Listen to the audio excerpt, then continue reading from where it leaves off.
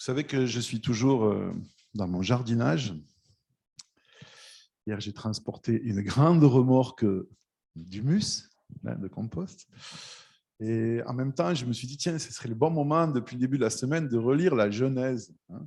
Commencement, Dieu qui fait les herbes, les semences, les plantes et tout ce qui pousse, tout ça et tout. Et il y a une chose qui m'a interpellé, encore une fois, et je voudrais vous lire ces 2-3 versets dans Genèse 3, 17. Dieu parle, donc c'est après que l'homme ait fait le choix de sortir l'orbite qui était prévue pour lui, qui était Dieu au centre et l'homme qui gravite tranquillement autour dans son orbite. Et tout le reste de ce qu'on appelle la création, la nature, gravitait à sa place, autour de ce qui était sa place. Et donc tout fonctionnait parfaitement, aucune collision, aucun heurt, parce que chaque chose était à la place qui était la sienne. Et à un moment, les êtres humains décident de graviter autour d'eux-mêmes. Je deviens Dieu pour moi, je suis le centre de moi et je suis le centre de l'univers et je gravite sur moi et je tourne autour de moi. Et du coup, comme on perd notre point d'orbitrage, je ne sais pas comment on appelle ça, le point autour duquel on gravitait, central, on échappe à cette force-là parce qu'on l'a choisi, on en avait la possibilité. On part hors de notre orbite et chacun va dans sa propre orbite. Et à partir de là, boum, collision. Et là, on en est juste au début. Les premiers humains qui ont fait ce choix-là de se dissocier de Dieu sont en train de découvrir que ce qui fonctionnait tout seul ne fonctionne plus tout seul. Et il y a toujours des conséquences aux choix que nous faisons en toute liberté. Et Dieu vient leur énoncer ces conséquences. Et il dit à l'homme, puisque tu as écouté ta femme et que tu as mangé du fruit de l'arbre dont je t'avais défendu de manger, le sol est maudit à cause de toi. C'est avec beaucoup de peine que tu en tireras ta nourriture tout au long de ta vie. Il te produira des épines et des chardons et tu mangeras des produits du sol. Oui, tu en tireras ton pain à la sueur de ton front jusqu'à ce que tu retournes au sol dont tu as été tiré, car tu es poussière et tu retourneras à la poussière. Voilà. Et ce texte, il y a tellement de choses dedans, mais vous savez que ce n'est pas une surprise pour vous. Mon cerveau est toujours bizarre et fait des drôles de choses. Et vu que j'avais du temps pour méditer en jardinant, je me suis posé la question, comment était le jardin avant la chute? Parce qu'on sait que Adam et Ève avaient une responsabilité, Dieu leur avait dit d'en prendre soin. Mais ils faisaient quoi? Parce qu'ils ne labouraient pas, ils n'arrachaient pas les mauvaises herbes, il n'y en avait pas. Qu'est-ce qu'ils faisaient? C'était quoi leur travail? Je ne sais pas si vous avez une idée, c'est un sujet très théologique, j'ai beaucoup réfléchi dessus. Bien sûr, on est dans la science-fiction, mais en fait, une des possibilités, vous verrez, ce n'est pas important, mais c'est que ça introduit le reste. Moi, je pense que puisqu'on était à un moment où les hommes et les animaux pouvaient parler, les êtres humains avaient la capacité de communiquer avec les végétaux pour leur dire où ils devaient pousser sans travailler. Pourquoi je dis ça? Parce qu'on sait aujourd'hui que la notion de mauvaise herbe n'existe pas. Les chardons et les épines, mais ce n'est pas des mauvaises herbes. C'est le régal des ânes, c'est le régal des chèvres, c'est indispensable. En plus, les chardons, c'est comestible, c'est très bon. Les épines, si c'est des ronces, ça fait des mûres, c'est très bon, ça nourrit les oiseaux. Il n'y a pas de mauvaises herbes. Il y a juste des herbes qui poussent là où on ne voudrait pas qu'elles poussent. Et dans le jardin de Dieu avant la chute, les herbes poussaient les végétaux et les animaux, comme les humains, chacun était à leur place. C'est génial qu'il y ait des ronciers. Il faut des ronciers. S'il n'y a pas de ronciers, il n'y a plus d'animaux qui vont dessous, il n'y a plus de nourriture pour les oiseaux, il n'y a plus d'ombre pour ci, etc. J'ai appris récemment, vous savez, comment on fait la forêt. Imaginez que tous les êtres humains disparaissent de la planète. Pour nous, ça ne serait pas cool, mais pour elles, ça serait super. Vous savez comment les choses se régénèrent? Donc, il reste encore quelques petits bouts de forêt, mais on a détruit la plus grande partie. En fait, il y a des herbes qui poussent. Au milieu de ces herbes, il y a des oiseaux qui viennent. Et puis, au bout d'un moment, parce qu'ils mangent des fruits, il y a des ronces, justement. Les ronces, c'est le début de la forêt. C'est comment on appelle ça? Les troupes avancées de la forêt. Les ronces s'étalent. Au bout d'un moment, quand il y a beaucoup de ronces, il y a beaucoup d'oiseaux. Les oiseaux mangent ces choses-là. Et puis, ils déposent derrière eux quelque chose, des semences d'arbres. Et petit à petit, les arbres vont pousser. Là où les arbres poussent à l'ombre, il n'y a plus de ronces. Et les ronces qui veulent vivre, qu'est-ce qu'elles font? Elles vont plus loin. Et elles gagnent du terrain, et après, il y aura des arbres. Je ne vous parle pas en 15 jours, mais imaginez sur du temps, et puis tout se repeuple comme ça. Et les endroits où on fait les expériences, on voit ces choses-là qui se passent. Donc, pour revenir à notre sujet, il n'y a pas de mauvaises plantes, il y a des plantes qui poussent là où il ne faut pas. Parce que avant, chacune poussait là où il fallait. Alors, peu importe qu'elle l'ait fait naturellement. Mais c'est intéressant de voir que, parce que l'Épître aux Romains nous dit que la terre souffre elle aussi des effets des mauvais choix de l'être humain. Et en fait, il semblerait que le monde végétal ait été touché par la même maladie que celle des humains. Quelle est la maladie des humains? Vouloir occuper tout l'espace disponible. Pas celui dont nous avons besoin. Tout l'espace disponible. Normalement, si j'ai des vêtements sur le dos, mettons que j'en ai un de rechange pour les riches. Avant, on faisait ça pendant qu'on dormait, on le lavait pour le remettre le matin. Mais mettons, on est riche, on a 2 changes d'habits, une paire de chaussures, un toit et de quoi manger, on n'a pas besoin de plus. Mais on accumule, on stocke, on accumule, ce qui produit nos maladies, qui font qu'on fait des médicaments, qu'il faut produire plus, qu'on fait des produits, pesticides, etc. Mais si on n'occupait que l'espace qu'il nous faut, on vivrait tous tranquillement sur Terre. Il y a assez pour tout le monde. Mais on veut toute la place. Et dans la nature, maintenant, les plantes font toutes pareil. Elles veulent toute la place. Et donc, elles poussent là où il ne faut pas. Mais si elles restaient là où il faut, ça serait génial. Et donc, comment on va nous jardiner? C'est canaliser cette vie parce qu'on ne peut pas l'enlever. J'ai beaucoup de compassion quand je passe dans mon quartier autour de ces beaux jardins où il n'y a pas une herbe. C'est que de la terre nue. Et je vois, en général, c'est des messieurs plutôt que des dames et plutôt pas très jeunes et qui se cassent le dos tous les jours, à arracher ces mauvaises herbes pour avoir un sol nu. On n'est pas là pour lutter contre la vie, on est là pour travailler avec. Alors maintenant, vous vous demandez si c'est juste un cours de réflexion sur le jardinage, mais tout ça, ça s'est mélangé avec les conclusions de la soirée Alpha Life.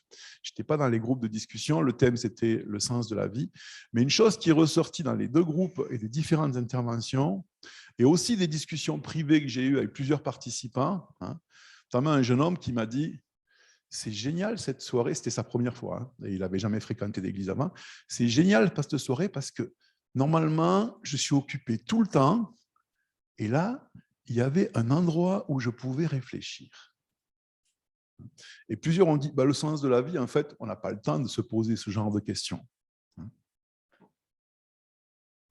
Quand on veut aujourd'hui jardiner, qu'est-ce qu'on doit faire, quelle que soit la méthode d'ailleurs, c'est préparer un endroit dans lequel on va cultiver. Alors qu'on soit adepte d'arracher les mauvaises herbes ou de s'en servir, ce n'est pas grave, mais il faut créer un espace dans lequel on va pouvoir donner à la vie la possibilité de se manifester. Parce que, comme ça a été dit, on ne peut pas la fabriquer. La présence de Dieu, on ne l'invente pas. Si elle ne coule pas en haut dans la fontaine, ça ne se remplira pas en dessous. Mais la seule chose dont on a besoin, parce que ce n'est pas nous qui faisons le soleil, ce n'est pas nous qui faisons la pluie, ce n'est pas nous qui faisons que les graines sont vivantes, parce que si vous semez des cailloux, il ne se passe rien, ou des billets de banque d'ailleurs. La vie, c'est la vie, c'est le mystère de la vie, mais qui est en Dieu. En lui, nous avons la vie, le mouvement et l'être. Mais nous avons une responsabilité. C'est de créer des espaces pour la vie. Et ça, c'est difficile. Et lorsque, dans ce qui a été dit à l'homme, il est dit, c'est avec beaucoup de peine que tu en tireras ta nourriture et tu mangeras à la sueur de ton front. Et puis, on peut comprendre ça comme, maintenant, on va devoir lutter contre les ronces et les épines. Et si je prends ça maintenant dans le domaine spirituel, tout ça pour en arriver là, quand même, en fait, je dirais dans le christianisme, il y a un peu ces 2 courants. Il y a ceux qui ont choisi d'avoir un jardin sans herbe. Et puis on travaille, quoi. Et puis on y va, puis on transpire. Et plus on transpire, plus on pense que Dieu est content, puisque Dieu, c'est à la sueur de ton front que tu en tireras ta nourriture. Donc, pour suivre Dieu, il faut un « et puis il faut y aller, et puis il faut transpirer, il faut travailler. Et puis là, on fait des choses, et on fait des choses, et on fait des choses. Et même nos moments, entre guillemets, personnel avec Dieu, c'est du travail, c'est du pénible. Mais on le fait parce que... Et on en retire une satisfaction. Jésus parle de ça quand il parle des gens religieux de son époque. Il dit, ils ont déjà reçu leur récompense. Et il ne parlait pas juste du fait, parce qu'il parlait des gens qui prient à haute voix, qui faisaient des mots, etc. Il ne parlait pas juste du regard des autres. Ils ont reçu la récompense. L'être humain est constitué de telle façon psychologiquement que lorsqu'on accomplit quelque chose de difficile et de dur et qu'on le fait, on a une forme de récompense après. On se sent, ah, je l'ai fait. Voilà. C'est un petit peu, voilà, j'avais pas envie d'aller courir, je vais courir, mais quand je reviens, je me sens bien. J'avais pas envie de prier, ça me fait chier de prier, puis, mais je vais prier, et je prie, et je suis là, et je lutte pour prier, et à la fin, c'était pas un moment agréable, mais je l'ai fait. Je me sens bien. Voilà. Ils ont reçu leur récompense. Mais c'est pas ça. C'est pas ça. En fait, ce que Christ est venu amener, ce n'était pas faire le travail à notre place, c'est le rendre possible. Effectivement, on voit, si on continue de lire la Genèse, après qu'ils aient été chassés du jardin, Genèse 4, donc les deux premiers enfants d'Adam et Ève, vous voyez les collisions d'orbite, le frère tue son frère, quoi. Première famille. Comme dirait Brel, et après on s'étonne que je sois comme je suis. Voilà, ça a commencé comme ça notre histoire. Et ils ont un autre enfant, finalement, Seth, et il est dit, c'est intéressant, c'est à ce moment-là que l'on commença d'invoquer l'Éternel. C'est le premier jardin fait avec intention, avec travail. On commença d'invoquer l'Éternel. Adam et Ève, dans le jardin d'Éden, donc avant leur choix d'indépendance, les plates-bandes pour la présence de Dieu existaient toutes seules. Eux, ils étaient là, ils passaient dans le jardin, et puis, dans ma théorie, ils disaient au pommier, toi, tu restes là.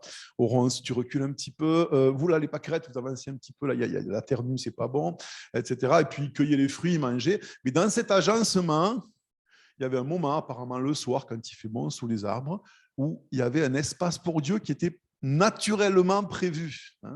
Et Dieu venait avec la brise du soir, et puis là, il discutait avec Adam. Ça va, ouais, pas trop de soucis. Il y a un poirier là qui avait un peu envie d'en faire à sa tête et de partir du côté des pommiers, mais on l'a ramené à la raison en discutant avec lui. Puis maintenant, il pousse là où il faut, et puis etc. Il s'entretenait, puis Dieu leur apprenait des choses et les éduquait pour les amener pas à l'indépendance de lui, mais à l'autonomie, comme nous, on essaie de faire plus ou moins bien avec nos enfants. Mais après, quand l'homme a choisi d'être sa propre planète dont il est le centre et le seul capitaine à bord, cet espace naturel pour Dieu n'existe plus. Et il faut transpirer pour le retrouver. Il faut travailler pour le retrouver. Mais il ne faut pas mettre son énergie dans le mauvais combat. Et en fait, tout est là. Si on est ici ce matin dans une bonne compréhension, pourquoi on est là ? Parce qu'on a défriché une plage horaire, parce qu'en fait, Dieu se rencontre dans l'espace-temps pour nous humains. Et on a défriché une plage d'espace-temps qui est dimanche matin, ce dimanche en tout cas, de 10h à 11h30, ou je ne sais pas quelle heure c'est. Et là, c'est l'espace dans lequel on a dit, voilà, ce n'est pas naturel maintenant dans ce nouveau jardin, mais moi, cet espace-là, je l'ouvre pour que Dieu y fasse pousser quelque chose. Et c'est un travail de décider ça. Prendre la décision de dégager ce temps et d'être géographiquement aussi pour Dieu, ça veut dire renoncer aux millions d'autres choses qui voudraient pousser là naturellement. Et c'est le même principe lorsque dans ma vie personnelle, je dis, bon, ben, je vais prendre un quart d'heure avec Dieu, demi-heure, 20 minutes, 10 minutes, peu importe. Mais je dégage une plate-bande d'espace-temps. C'est un combat terrible. Je ne sais pas pourquoi, alors je suis le seul. C'est compliqué. Voilà. J'arrive à regarder la 4e saison de machin sur Netflix, j'arrive à aller voir mes amis, j'arrive à faire l'apéro, c'est pas trop difficile. Le travail, ben voilà, il y a des horaires, j'arrive à faire ci. Dès que mes enfants m'appellent, je pars en courant. Mais cette plage-là, pour Dieu, c'est comme si j'avais des chaussures de 40 kilos chacune. Et puis, quand j'y suis, c'est encore compliqué. Parce que maintenant que j'ai dégagé, déterminé un espace-temps pour Dieu, je fais quoi? Si je passe mon temps à lutter contre les mauvaises herbes, à transpirer, c'est pour ça que je ne refais pas la fois d'après. Je me dis, j'irai acheter mes légumes à Lidl. Je ne sais pas comment ils font, mais c'est plus facile, quoi. Hein? Non, mais on est tous appelés à ça. C'est pour ça, d'ailleurs, que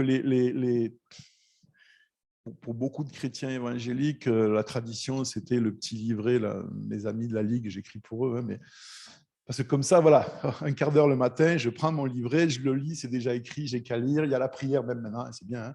Il y a tout qui est fait, comme un plat que je mets au micro-ondes. Et puis, après, j'ai quand même la satisfaction de je l'ai fait. C'est génial. Hein, et je ne dis pas que ces choses-là sont inutiles, mais qu'est-ce que j'en fais? Si je les utilise comme des semences pour amener de la vie sur ma plate-bande où je veux cultiver la présence de Dieu, alors c'est génial. C'est la même chose que méditer un texte de la Bible, écouter un morceau de louange qui nous inspire, parler avec un ami croyant qui stimule. Il n'y a pas qu'une façon de semer la vie de Dieu. Et il faudrait les utiliser au maximum. Puis on a tous des tempéraments, des périodes dans nos vies. Quand j'étais adolescent et jusqu'à ce que mes enfants naissent, je ne savais pas passer un moment avec Dieu tout seul sans ma guitare. J'avais l'impression que c'était impossible. Je me disais, mais comment font les autres? Ils allaient très bien, mais voilà. Puis un jour, j'ai arrêté parce que la guitare empêchait les enfants de dormir et j'ai appris à faire ça. Mais voilà, on trouve des façons de faire selon les périodes de nos vies, mais il y a un travail à faire. Il faut se battre. Il ne faut pas se battre pour que Dieu nous aime, c'est déjà fait. Il ne faut pas se battre pour qu'il nous pardonne, c'est déjà fait. Il ne faut pas se battre pour lui faire plaisir, il est satisfait avec nous. Il ne faut pas se battre pour faire plaisir aux autres non plus. Hein. Pour ce qu'on va dire de nous, non. Il faut se battre pour dégager un endroit dans nos vies où tout veut prendre toute la place possible et dire ce morceau-là, il est pour Dieu. Un bout d'espace-temps, que pour lui. Et là, qu'est-ce qu'on doit faire, cette plate-bande? C'est ça qui est difficile. Rien.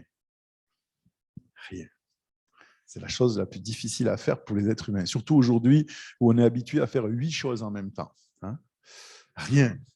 Rien que de dire à Dieu, ben voilà, j'ai enlevé les herbes qui ne devaient pas être là à cet endroit-là, je t'offre ce moment et j'aimerais que ta vie pousse. On fait quoi aujourd'hui? On sème, on arrose, on récolte des fois, heureusement. Il y a des saisons. Hein. Puis des fois, il n'y a rien. Mais ce n'est pas grave. Je suis là et j'ai fait ce cadeau à Dieu. Quand on fait un cadeau à quelqu'un, s'il ne s'en sert pas, on ne lui reprend pas. Ça fait un peu bizarre des fois. Vous offrez un truc à quelqu'un, puis vous voyez, c'est toujours sur l'étagère. Bon, bah, tant pis. Mais c'était un cadeau. Je ne peux pas dire, bon, tu ne t'en sers pas, je le prends, je le revends. Non, je l'ai offert. Hein. J'offre ce bout d'espace-temps à Dieu et je lui dis, fais pousser ce que tu veux. Moi, je vais rester là. Hein. Et on doit suivre le conseil du renard au Petit Prince quand il veut s'en faire un ami et que le Petit Prince croit avoir des théories pour faire des amis. Il dit, et je dirai, et le renard lui dit, et tu ne diras rien. Vous imaginez pour quelqu'un comme moi. Hein, arriver devant Dieu et dire, je ne dirai rien, à haute ou dans la tête. Hein. Le défi, juste rester là et dire, maintenant, on en est où? On plante quoi? On arrose quoi? On taille quoi? Hein? Mais on ne lutte pas pour faire partir les mauvaises herbes. On ne se bat pas. On n'essaie pas de faire pousser les choses. Il faut que ça pousse, il faut que ça pousse. Non, non. Hein? Je ne sais pas exactement ce qu'il faisait, mais on peut imaginer beaucoup de choses. Mais quand Jésus quittait les foules pour partir une nuit entière tout seul sur une montagne, il faisait quoi? Moi, je n'imagine pas qu'il résistait des listes d'intercession pendant toute la nuit. Hein. Il aurait pu, hein, il connaissait beaucoup de monde. Hein. Il restait tranquille dans la présence de son Père. Ce qu'il faisait, on ne le sait pas, c'est leur intimité. Et c'est pour ça que l'essence de la prière, c'est toi, quand tu pries, entre dans ta chambre. Aujourd'hui, je dirais, va sur ta plate-bande, celle que tu as dégagée pour vivre un moment avec Dieu. Et Dieu qui voit dans le secret des plates-bandes te le rendra. Aujourd'hui avec une petite pousse, demain avec une fleur, après avec un fruit. Mais il y a aussi des moments où les feuilles tombent, et puis les fleurs fanent, et puis l'herbe tombe, c'est le moment de refaire de l'humus, et ça se décompose, et nos vies partent en morceaux, et elles s'effritent, et on se dit, ah, hein, c'est tout noir, ça chauffe, ça sent pas, bon, pas forcément mauvais non plus quand c'est décomposé, mais voilà, ça sert à quoi? Oui, mais ça, c'est là-dedans qu'on va cultiver la prochaine saison. Et nos vies sont comme ça encore, ça s'enchaîne et ça s'enchaîne. Et je dois apprendre à me détacher de cette hantise du rendement. C'est Dieu qui fait pousser. Dieu multiplie les pains. Dieu, avec un grain de blé, il fait un épi qui emporte 100 ou 150 ou 200 ou 300. Il ne faut pas s'inquiéter, le rendement, mais quelle mauvaise maladie. Pour faire ce qu'on a à faire, et il se passe ce qui doit se passer dans la vie. Une petite tomate, 100 kilos de tomates, une petite patate, 10 kilos de patates, rien du tout. Les limaces ont tout mangé. Ça arrive.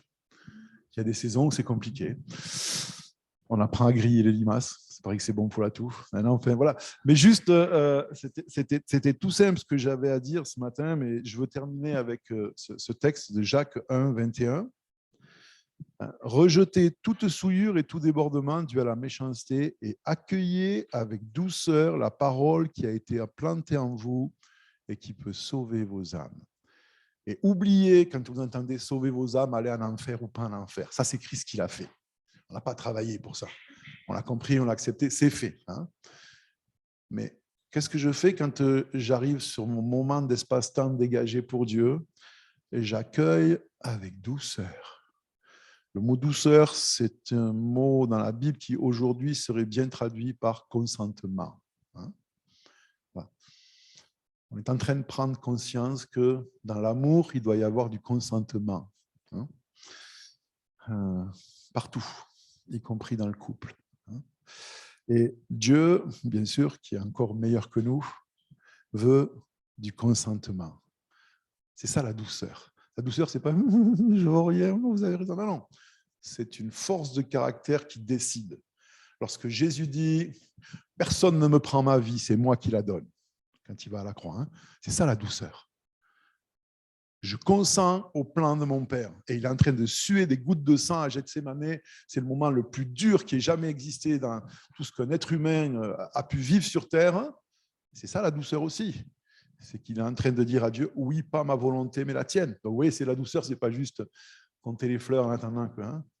mais ce n'est pas que ça. Mais accueillez avec douceur la pensée de Dieu qui est capable de féconder la vie qui est là, parce que la vie, elle est là, elle est partout, quoi. Pour ça, la végétation, c'est magnifique, quoi. Entre les pavés, ça pousse partout. Nous, on se bat un petit peu contre, mais c'est magnifique. Il y a une vitalité dans la vie de Dieu qui est incroyable. Mais il ne faut pas qu'on la tue, il ne faut pas qu'on l'étouffe, il ne faut pas qu'on la piétine, il ne faut pas qu'on la bétonne, il ne faut pas qu'on la remplace par des pelouses synthétiques, et puis des cailloux, et puis des fleurs en plastique, parce que c'est moins de travail. Puis comme ça, j'ai du temps. Du temps pour quoi faire? Pour travailler pour Dieu. Génial. Moi, si j'avais 11 minutes, je marcherais doucement vers une fontaine, celle où il y a l'eau qui coule en haut. Parce que c'est ça qui donne de la valeur. Ce n'est pas le travail.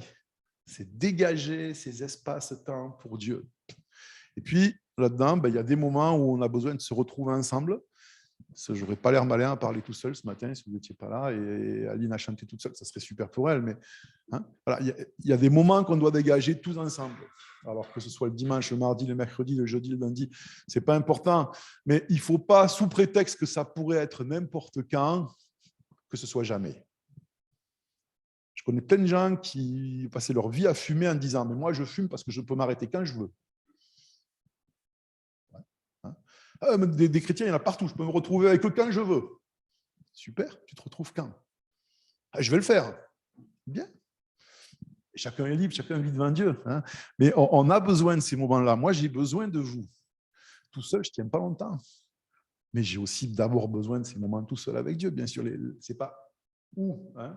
C'est et. On a droit au fromage et au gâteau. Et puis, on avance comme ça, et puis on va cultiver la vie de Dieu. Et puis, à l'un, il donne cette forme, à l'autre, il donne cette forme. Mais pourquoi lui produit une tomate et lui 10 kilos de tomates? J'en sais rien, c'est la vie de Dieu. Mais c'est son problème à lui, ce n'est pas le nôtre. Donnons-lui juste les conditions pour l'accueillir avec douceur. Seigneur, merci parce que tu es celui qui est à l'origine de toute vie. Et si nous sommes vivants, c'est grâce à toi, c'est un cadeau. Et tu veux faire pousser dans nos cœurs tes pensées. Tu veux que nous portions du fruit.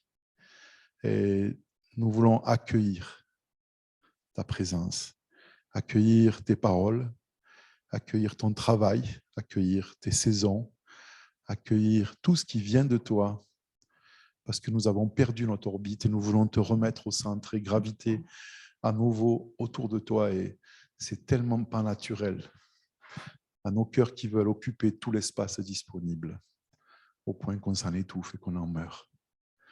Mais merci de faire la grâce de venir toi aussi vers nous, de profiter des moindres petites brèches pour faire pousser quelque chose, pour nous donner envie, pour nous donner goût, pour que nous mettions notre énergie à dégager des plates-bandes plus grandes pour t'accueillir, pour juste t'offrir ce moment et le vivre avec toi, dans la tranquillité, dans le repos, sans stress, juste être bien avec toi. Fais ce travail dans nos vies, Seigneur Dieu. Amen.